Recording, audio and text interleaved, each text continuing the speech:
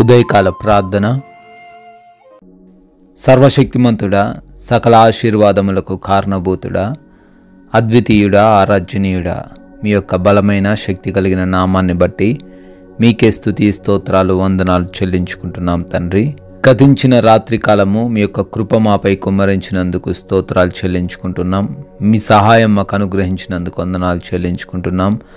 మా గృహము చుట్టూ కూడా మీ యొక్క అగ్ని కంచె దయచేసి మమ్మల్ని అందరినీ కూడా సురక్షితంగా ఉంచి సజీవ లెక్కల్లో ఈ ఉదయకాల సమయంలో నిలవబెట్టుకున్నందుకు అయా మీకే కోట్లాది కోట్ల కృతజ్ఞతా స్తుతులు చెల్లించుకుంటున్నాము తండ్రి.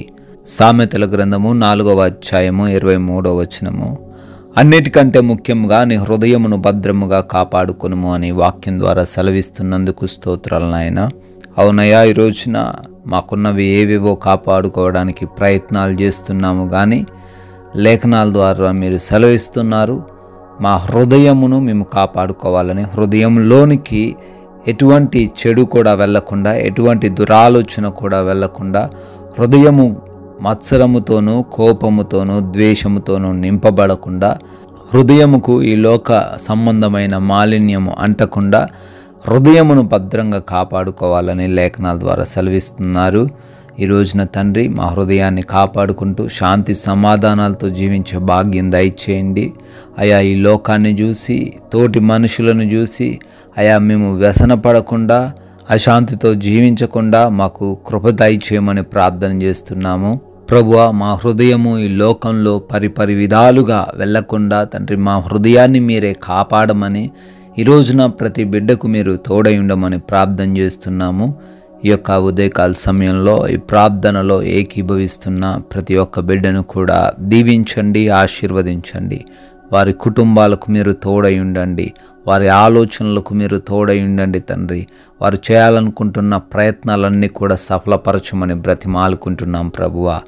అయా, ముఖ్యంగా ఈ రోజున మేము అనేక ప్రాంతాలు వెళ్ళవలసి ఉండగా వస్తూ ఉండగానైనా మీ రక్షణ కొరకు మేమందరం ప్రార్థన చేస్తున్నాం. సురక్షితంగా మా ప్రయాణాలు ఉండులాగున సహాయం దయచేయండి. అయా, క్షేమంగా వెళ్తూ క్షేమంగా రావడానికి కృప చూపించండి తండ్రి.